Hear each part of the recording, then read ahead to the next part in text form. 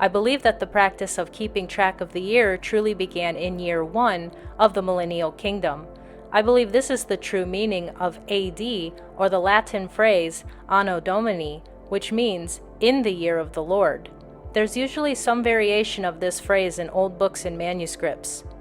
Because of the large amount of dated artifacts that have survived from the millennial kingdom, Satan has had to provide many cover stories for all of the evidence he couldn't destroy. He has told us that the phrase Anno Domini, or in the year of the Lord, means from the birth of Jesus. However, I believe that the true year 1 is the beginning of Jesus' kingdom here on earth. Since this period would last just 1,000 literal years, there was a reason to keep track of time, as you could say it serves as a countdown. During the kingdom, a 3-digit dating system was used, usually preceded by the letter I. It is believed that this letter I stands for Isus or Jesus, which means Jesus in Greek and Latin. There seems to be several other variations of the spelling and pronunciation of Jesus' name just within Latin alone, as well as other languages. Sometimes there are other characters that precede the 3-digit date, such as a J or lowercase I, as well as unfamiliar characters that may be derived from Greek, Aramaic, or Hebrew. One of the best ways I've found for finding examples of a non-numeric character in the year is by looking at genuine coins that have survived from the millennial kingdom.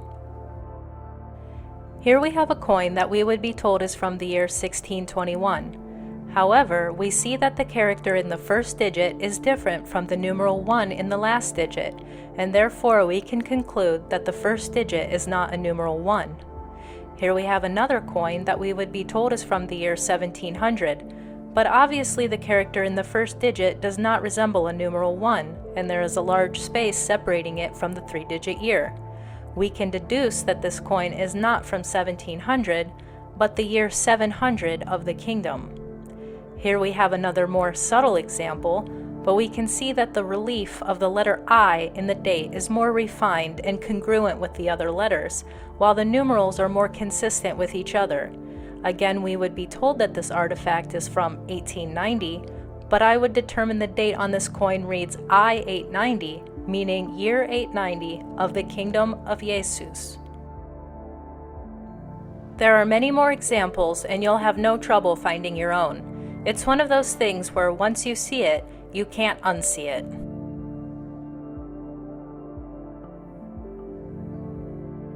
Dating coins and other artifacts can be tricky, because beginning around the so-called 1800s, we begin to see artifacts that have been created by the enemy with a genuine numeral 1 in the first digit of the date.